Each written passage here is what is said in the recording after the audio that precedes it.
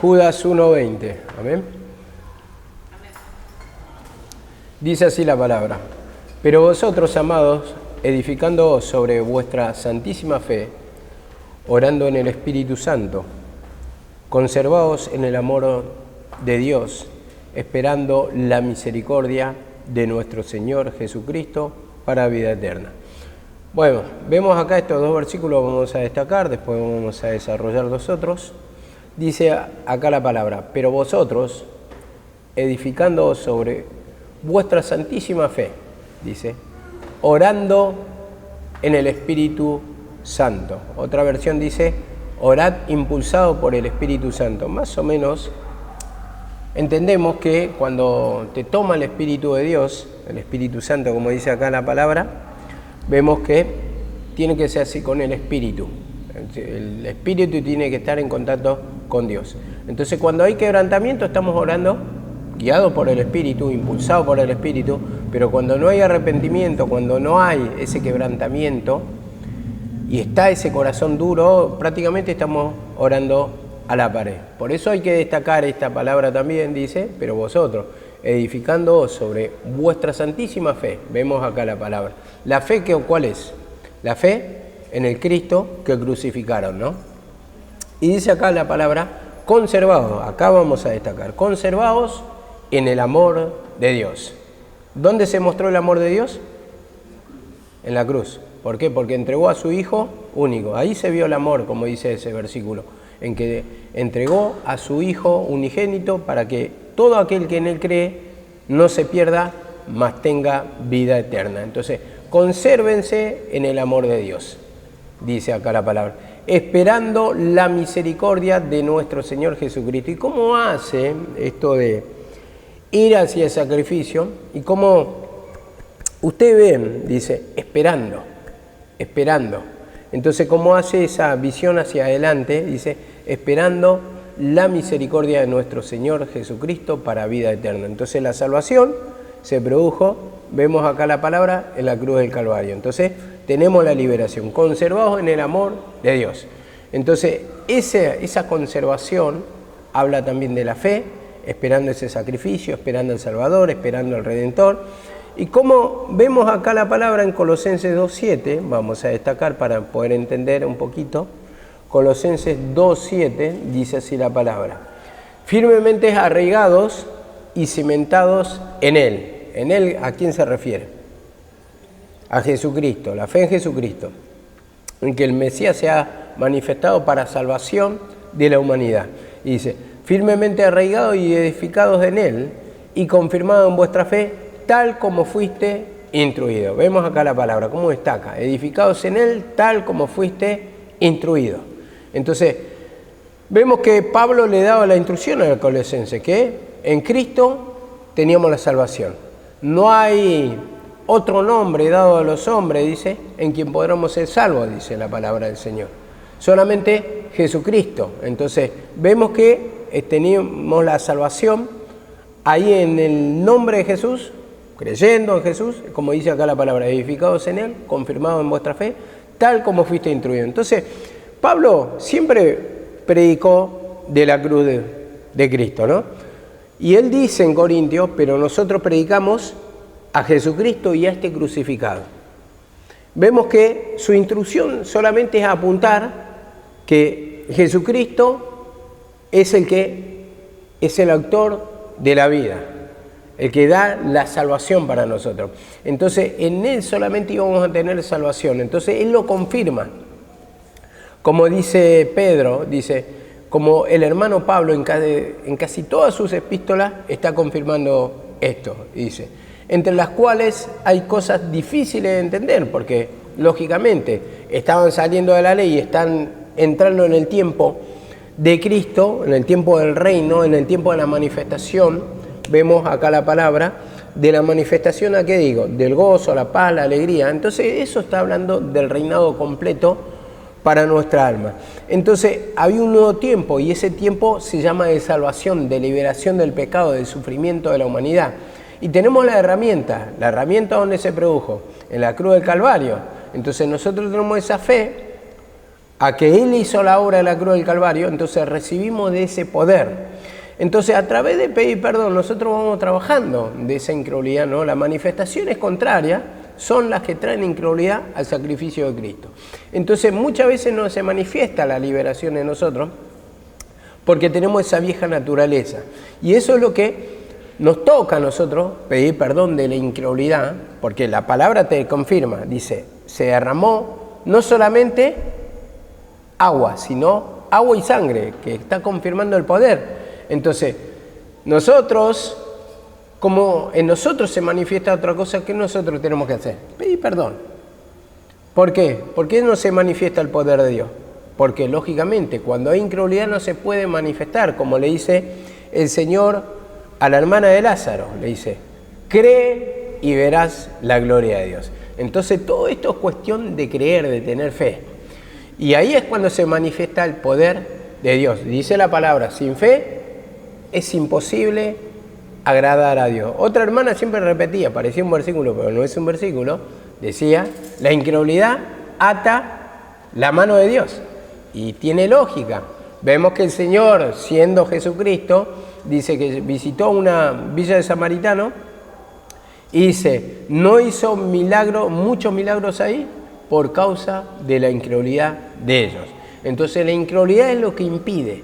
Entonces vemos que Pablo habla mucho de la manifestación de Jesucristo crucificado, donde se derramó el amor o el poder de Dios para que nosotros seamos libertados y, como dice acá la palabra, tal como fuiste instruido. Entonces hay una instrucción de la palabra y siempre nos habla que en la cruz del Calvario se derramó el poder, y ese poder es lo que tenemos que sentir. Esa liberación es la que tenemos que sentir, ese gozo, esa paz, como decimos, siempre estamos turbados, presionados, cargados, las preocupaciones que son parte de vida. Es increíble, ¿no?, cómo lucha Satanás, la carne lucha contra el espíritu, porque en un momento me siento bien, en un momento, por alguna cosa que me ocurre, me siento muy mal, y me agarra ese espíritu de enojo, de abandono y de todo, y parece que todo derrota. Y de repente el Señor permite una señal, algo, y otra vez estoy optimista, pido perdón otra vez, y en un momento caigo otra vez en manos de Satanás. Y así muchas veces está nuestra alma fluctuando, en un momento estás con fe, en otro momento con incredulidad, en un momento estás con paz, en otro momento te atormenta, no sabes qué camino tomar. Y ahí es cuando nosotros tenemos que pedir perdón para que el Señor manifieste esa liberación, para que podamos creer en la palabra. Y dice así la palabra del Señor en Mateo 7:24, dice así la palabra, cualquiera pues que me oye estas palabras y las hace, le compararé a un hombre prudente que edificó sobre, dice, la casa sobre la roca. Y en el 21, ¿qué estaba diciendo? Dice, conservaos en el amor, esperando, dice, la misericordia de nuestro Señor Jesucristo. Y el 20 decía, edificados sobre vuestra santísima fe. Entonces, nosotros tenemos que edificar, como dice la palabra, sobre la roca. La roca representa a Cristo, como dice en el libro de Hechos. La roca que los edificadores desecharon, refiriéndose a los judíos, que eran los que venían edificando. Entonces, Él es como dice en un versículo, creo que está en Salmos, dice, la roca inconmovible. Entonces, vemos acá la palabra, lo representa como roca a Jesucristo. Dice, cualquiera pues que me oye estas palabras, le compararé a un hombre prudente. ¿Prudente por qué? Porque toma las precauciones. Vemos que toma el consejo de la palabra, toma el conocimiento. Entonces, al haber conocimiento va a haber prudencia para poder edificar. Y como dice acá la palabra, que edificó su casa sobre la roca. Entonces, vemos acá la palabra de la única forma que se puede edificar es la casa sobre la roca. Sobre la arena se cae, ¿no? Y sobre la roca se fundamenta. Entonces, es difícil, por más que vengan los vientos, si está edificado sobre la roca, sobre la palabra de Cristo, vemos que es difícil que se caiga. Por eso la palabra nos invita, la palabra de Cristo more en abundancia. Entonces ahí se va a edificar. Es como vi en estos días. Me gusta ver mucho en YouTube hay uno que no sé si se llama Captado por la Cámara. Bueno, la cosa es que policías y ladrones, a eso es lo que voy. Iban escapando los ladrones, se robaron un auto y chocaron contra una casa, contra el depósito, el galpón, no sé. Se vino todo abajo, se desplomó. Claro, no tenía paredes, pero no tenía columna. Y se cayó todo. Entonces no hay un cimiento en sí que sostenga todas esas 4 paredes. Entonces se vino todo abajo, pero se desplomó todo. No quedó nada de ese galpón.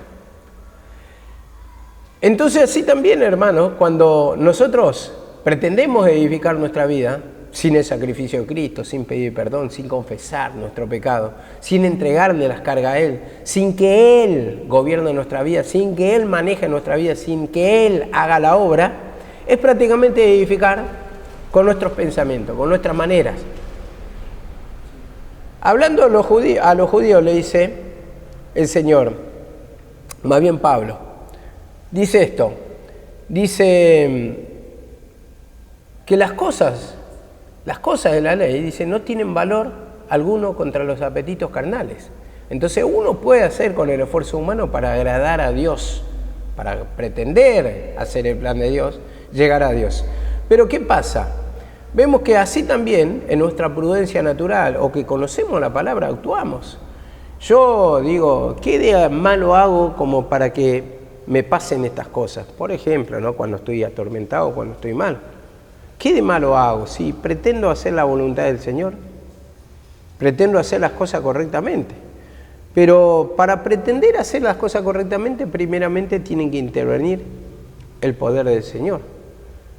Y el poder del Señor va a intervenir cuando ¿qué? Cuando yo pido el socorro y perdón para que Él lo haga, y no yo, a mi propia manera, o guiado supuestamente o con la palabra, pero no pidiendo perdón, porque yo cuando pido perdón estoy implorando su ayuda. Y ahí es cuando interviene la mano de Dios, como dice la palabra, las manos del alfarero. Pero cuando yo simplemente tengo una prudencia, un conocimiento de la palabra, pero no estoy implorando el socorro de Dios, es como que ese vaso yo le pretendo dar forma. Y en realidad tiene que intervenir el alfarero, Dios.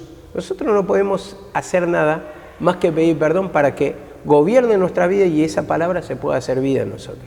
Entonces ahí está la diferencia, porque pretendemos hacer con buenas acciones, pretendemos comprar la gracia de Dios cuando el hombre, digamos, está lleno de engaño, lleno de mala suerte, lleno de ofrecer, como dice David, no quiere sacrificio que yo lo daría. Entonces, hay una forma natural, digamos, en la ley, pero también hay una forma de nosotros, sacrificio o esfuerzo, vamos a compararlo así, que yo lo daría.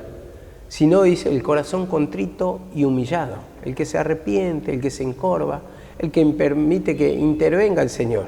Entonces, para eso está el pedir perdón, el socorro, el decir, Señor, guíame, Señor, sácame este peso de pecado, esta opresión.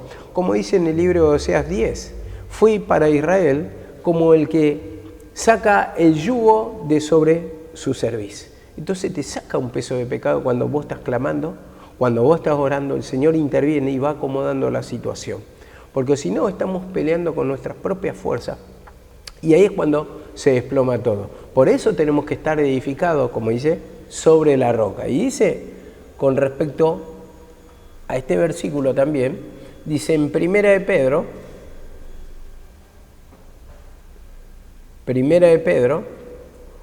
2:4, dice así la palabra, acercándoos a Él, piedra viva, dice acá la palabra, en vez de roca. Entonces esta piedra viva, que significa el cimiento, ¿no? En sí está hablando de un cimiento, de algo estable, donde construir nuestra casa. Dice así la palabra, en el 5, vosotros también como piedras vivas, sed edificados como casa espiritual, dice, y sacerdocio santo para ofrecer sacrificios espirituales aceptables a Dios por medio de Jesucristo. Entonces, acercándoos a la piedra viva. Entonces está la piedra angular, la piedra base, y dice, vosotros también como piedras vivas, de su misma naturaleza está diciendo, sed edificado como casa espiritual. Entonces, si vos sos casa espiritual de Dios, ¿qué tiene que vivir en tu alma? El poder de Dios, la naturaleza de Dios. Dice la palabra del Señor que nosotros somos el templo del Espíritu de Dios, el Espíritu Santo, la cual casa somos nosotros, dice la palabra. Entonces, a ver, hay un templo natural, pero en realidad ese templo natural representa nuestra alma. Entonces ahí toma sentido la palabra, que Dios viene a habitar no en templos hechos por manos humanas, como dice la palabra, sino en tu alma.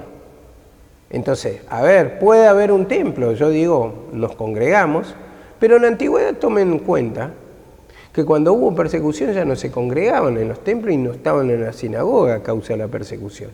Los cristianos, ¿dónde se congregaban en el tiempo romano?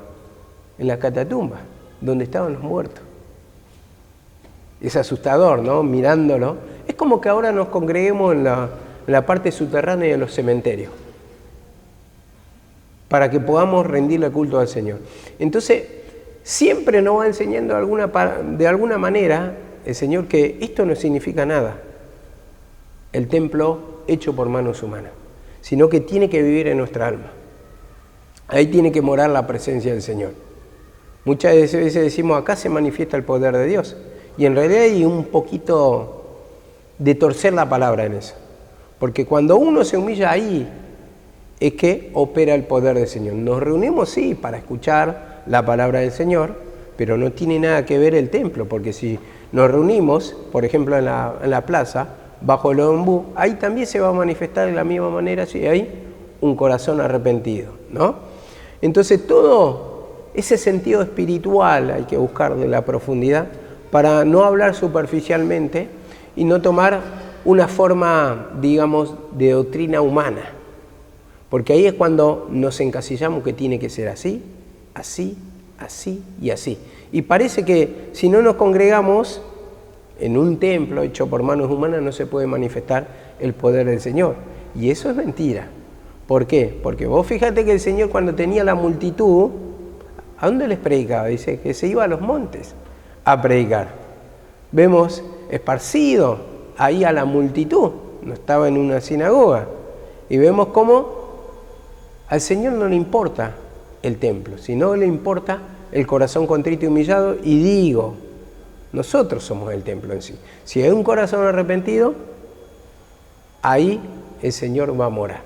Y como dice acá la palabra, edificados, ser edificados como casa espiritual, dice, o sea, construidos como casa espiritual para ofrecer sacrificios espirituales aceptable a Dios por medio de Jesucristo. Entonces cuando dice para ofrecer sacrificios espirituales, ya no natural, no es por la ley, sino que dice espirituales aceptables a Dios por medio de Jesucristo. Entonces por medio de creer en Jesucristo, entonces ese es el sacrificio que toma el Señor. Cuando yo pido perdón, cuando confieso el pecado y digo, ¿no? En ese tiempo, llevándolo. ¿Por qué? Porque estuvo el sacrificio de Jesucristo. Y si yo creo que en el sacrificio se derramó poder, entonces yo voy a pedir perdón para que ese sacrificio intervenga sobre mi vida, tenga ese poder derramado sobre mi vida, entonces por medio de Jesucristo. No hay otro sacrificio que acepte el Señor. Entonces por eso uno tiene que ir pidiendo perdón, ¿para qué? Para que se manifieste ese poder. Ahora me dice el 21 dice, conservaos en el amor de Dios, esperando la misericordia de nuestro Señor Jesucristo para vida eterna. Conservaos en el amor de Dios. ¿Dónde se manifestó el amor de Dios? En la cruz del Calvario, ¿no? Entregó a su Hijo único, dice, para que todo aquel que en Él cree tenga vida eterna. Dice, consérvese en ese amor. Consérvese. Entonces, ustedes creyeron, a usted se le presentó la palabra de Jesucristo crucificado, consérvense en ese amor. No vuelvan a la ley, le está diciendo. Esperando la misericordia, dice, de nuestro Señor Jesucristo para vida eterna. Entonces, la misericordia se derramó en la cruz. Y como digo, de nuestro Señor Jesucristo, como confirma que en su sacrificio se derramó vida eterna, vida abundante. Vemos acá la palabra. Entonces, esa vida eterna habla de liberación. Y como dice acá la palabra, Tito 2.3. Tito 2.3, para poder apoyarnos en la palabra, aguardando la esperanza, dice. Bienaventurada y la manifestación de la gloria de nuestro gran Dios y Salvador Jesucristo. Vemos, aguardando la esperanza. Entonces, ¿ellos qué esperaban?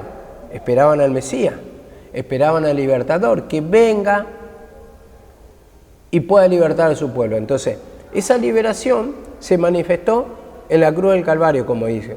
Y acá dice, aguardando la esperanza, lo que ellos venían esperando. Después, como dice la palabra, lo suyo vino, los suyos no lo recibieron. Entonces, había muchos que aceptaron y muchos que no.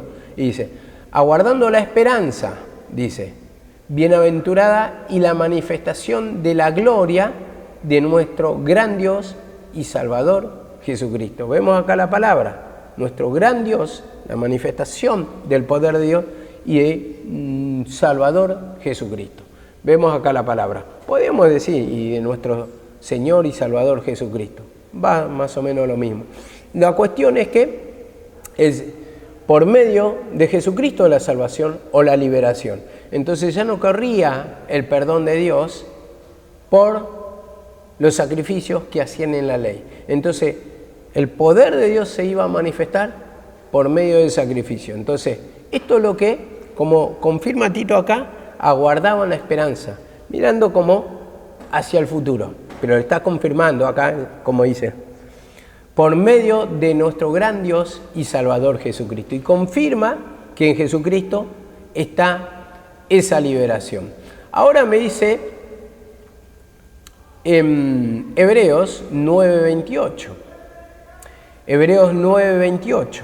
Dice así la palabra. Así también Cristo, habiendo sido ofrecido una vez para llevar los pecados de muchos. Una vez.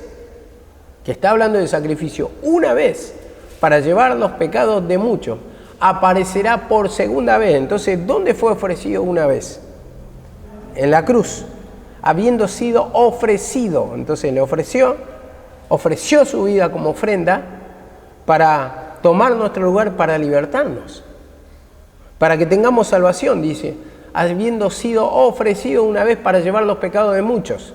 Aparecerá por segunda vez, eso habla del reino, sin relación con el pecado. Entonces, ¿tiene parte con el pecado? No. Primeramente, cuando habla, en su primera manifestación venida, se manifestó con relación con el pecado. Y la relación con el pecado era, vemos en el tiempo de Moisés cómo se manifestaba, con milagros, señales, maravillas. Pero el hombre estaba bajo condenación, no había salvación.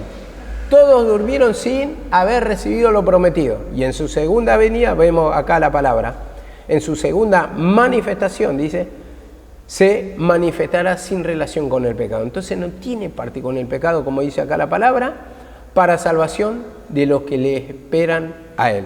Entonces, da la salvación, la liberación. Y vemos acá la palabra, vuelvo a reiterar, aparecerá por segunda vez sin relación con el pecado. Entonces, ¿con quién trata? Con el corazón contrito y humillado, el que se humilla. Entonces, ¿es el que se despoja del pecado? Se va a humillar. A ver, dice la palabra, sin santidad, nadie verá a Dios. Entonces, ¿vos cómo sentís el poder de Dios? Cuando te vas humillando, cuando vas pidiendo perdón, hay limpieza, entonces ahí sentís el poder del Señor. Va interviniendo el poder del Señor y hay una limpieza, entonces, para salvación, para liberación de lo que le esperan. Entonces, vemos acá la palabra, como dice, en su segunda manifestación se va a manifestar sin relación con el pecado. Entonces, esto es por fe. El que tiene incredulidad está en pecado. Y el que tiene fe, en el sentido que va reconociendo para recibir fe, Señor, aumentanos la fe. Entonces, en ese sentido, vemos acá la palabra que está libre de ese pecado de incredulidad. Entonces, es el que va a recibir la liberación o la salvación. Amén. Dice así la palabra 1:22 de Judas. Dice, algunos que dudan, dice, convencerlos. A otros salvad arrebatándolos del fuego, y de otros tened misericordia con temor, aborreciendo aún su ropa contaminada por su carne. Vemos acá la palabra, lo dice en el 22. Algunos que dudan, convencerlos, como dice en otra versión. Ayuden con el amor de Dios a los que no están seguros de su salvación. Y dice, a otros salvar arrebatándolos del fuego, y a otros, y de otros tener misericordia, dice con temor, aborreciendo aún su ropa contaminada por su carne. A ver, otra versión dice así, con el respecto al 23, rescaten a otros arrebatándolos de las llamas del juicio. Incluso a otros muéstrenle compasión y háganlo con mucho cuidado, aborreciendo los pecados que contaminan la vida de ellos, porque tienen pecado en sí, no se han arrastrado, no se han seducido del pecado de ellos, no entren en la contaminación. Y con respecto a la ropa contaminada, esto porque habla en lenguaje de la ley, por ejemplo, para que ustedes anoten, con respecto a la lepra, un leproso tenía una ropa contaminada en sí, y en Levítico 13:47 lo pueden encontrar. Con respecto también a la ropa contaminada, por ejemplo, cuando tenían relaciones, una ropa contaminada con semen, Levítico 15:17 nos da algo de conocimiento, y también habla del contacto con los muertos, que acá yo no alcancé a anotarlo, pero había muchas formas en que esa ropa está contaminada. Entonces ellos se debían purificar y debían lavar esa ropa, y por eso está hablando el lenguaje de la ley, pero en el lenguaje espiritual no se contamine con los pecados de ellos. Eso está diciendo, arrebátelo, como dice acá la palabra, del fuego, y dice, y tengan misericordia y no se contaminen con sus pecados. Entonces Dios nos manda a predicar, o Dios le mandaba a predicar a los judíos, pero que no se contaminen, no se contaminen. Entonces así también a nosotros nos manda a predicar, pero que no nos contaminemos con los pecados de ellos, como estaba tocando con respecto a la unión conyugal desigual. Dice la palabra, que ellos se conviertan a ti y no tú a ellos. Y en ese sentido, esa forma de vivir, o sea, podemos estar en contacto, podemos saludarnos, podemos hablar, pero de ninguna manera que seamos tomados por esos pecados, o sea, que no seamos gobernados, que no deseemos la participación en el pecado de ellos, su forma de vivir. Por eso uno tiene que pedir perdón, porque nosotros estamos llamados para predicar. Entonces vemos que le vamos a presentar al Jesucristo crucificado, pero no amando su forma de vivir, sino que simplemente es una relación de saludo, con respeto y de todas las cosas, ¿no? Pero aborreciendo el pecado, o sea, rechazando el pecado, no actuando como ellos, no amando lo que ellos aman.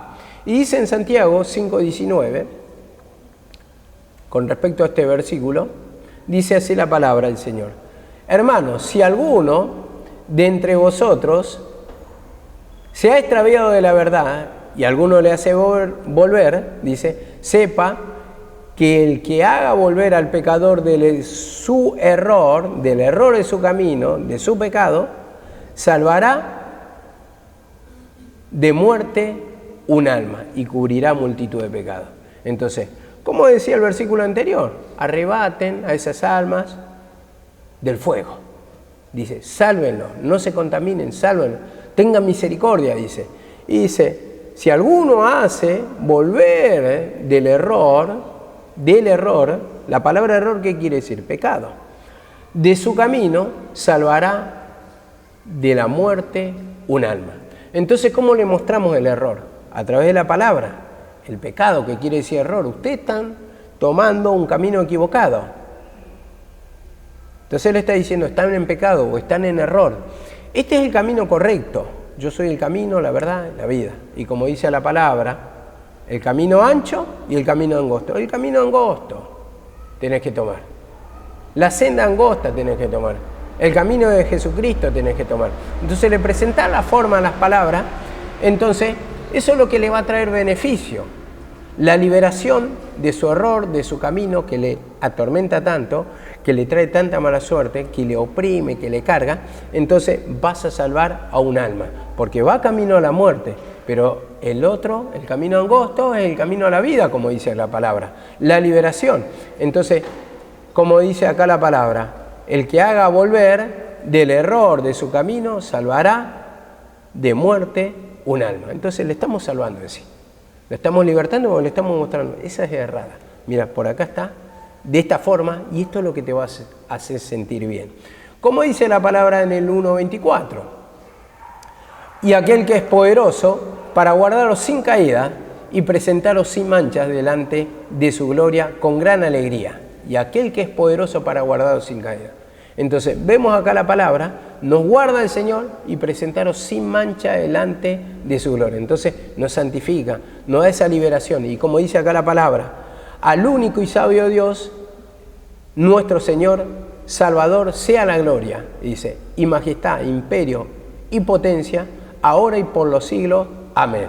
Y con respecto al versículo 24, aquel que es poderoso para guardarlo sin caída y presentaros sin mancha delante de su gloria. Entonces, cuando entramos en la presencia de Dios, vamos a entrar sin mancha, como dice la palabra, sin incredulidad, vamos pidiendo perdón. Entonces tenemos contacto con Dios. Y dice así, en Apocalipsis 3:4, dice, pero tienes unos pocos en Sardis que no han manchado su vestidura. Entonces, cuando se mantiene limpio uno, cuando va reconociendo el pecado, entonces va lavando sus vestiduras, como dice la palabra. Jabón de lavadores, entonces en sí va manteniendo limpia y dice, andarán conmigo con vestidos blancos. Los que no han manchado su vestidura andarán conmigo con vestidos de blanco. Entonces dice, porque son dignos. Entonces, el que se va limpiando del pecado, de esa mancha que quiere contaminar nuestra vida, que muestra como vestidura, entonces va pidiendo perdón, va reconociendo, el Señor prácticamente va limpiando. Nosotros limpiamos nuestras manchas, nuestros pecados en la cruz del Calvario. Vamos reconociendo y entonces esto es lo que van a estar y van a ser dignos de estar delante de la presencia del Señor. Y nosotros, al pedir perdón, somos dignos. Entramos a la presencia del Señor, ¿por qué? Porque estamos limpiando nuestra vestidura. Dice en Colosenses, para ir también, 1:22. Sin embargo, ahora Él os ha reconciliado en su cuerpo mediante su muerte, a fin de presentaros santos, dice, sin manchas e irreprensibles delante de Él. Dice, Él os ha reconciliado en su cuerpo de carne, dice, o sea, mediante su sacrificio, le está diciendo, mediante su cuerpo que fue sacrificado, dice, Él lo reconcilió, mediante su sacrificio. Dice, mediante su muerte, lo confirma acá, a fin de presentaros santos. Entonces, Él pagó el precio, Él entregó su vida por nosotros, dice, a fin de presentarte limpio, santo, purificado. Y dice, sin mancha y irreprensible delante de Él. Entonces, entramos a la presencia del Señor con la limpieza, pero mediante su sacrificio. Y ahí es cuando nosotros tenemos que pedir perdón. Señor, pero tu palabra dice que derramaste poder y yo no lo siento. Entonces, eso es el pecado. ¿Por qué estás atormentado? ¿Por qué estás opresionado? Señor, perdóname. Perdóname, Señor. Goberná mi mente, Señor, porque está turbada, atada mi mente. Estoy contaminado, Señor, porque no creo en tu poder, porque tengo tormento, desesperación. Entonces, ahí te estás limpiando y entonces ese poder que se derramó en la cruz del Calvario es el que va entrando en acción para liberarnos de todas las cargas. Dice en Efesios, finalmente, digo, siempre hay un versículo más, a fin de presentarla a sí mismo una iglesia en toda su gloria. Efesios 5:27, una iglesia en toda su gloria, sin que tenga mancha ni arruga ni cosa semejante, sino que fuera santa e inmaculada. Más o menos lo mismo, básicamente lo mismo, dice, a fin de presentarla a sí mismo. Entonces, vos te presentás delante del Señor, dice, como una iglesia con toda la gloria, con todo el poder, con toda la presencia del Señor. en tu mente, dice, sin que tenga mancha ni arruga ni cosa semejante, que habla de la contaminación del pecado, sino que fuera santa, limpia, pura e inmaculada. Vemos, sin mancha. Entonces, así nos va presentando el Señor, pero el Señor es el que va haciendo la obra, como dice acá la palabra, a fin de presentarla a sí mismo. Entonces, el Señor te presenta mediante su sacrificio. Él te limpia, Él te lava, pero vos reconoces el pecado, reconoces la suciedad. Lavame, Señor, limpiame, Señor, necesito de esa liberación, de ese poder derramado en la cruz. Entonces dice acá también, sigue el versículo final, 2 Corintios 11:2. 2 Corintios 11:2 dice, porque celoso estoy de vosotros con celo de Dios. Esta es la versión que yo tengo al menos, o celo con celo de Dios, dice en la versión de Reina Valera.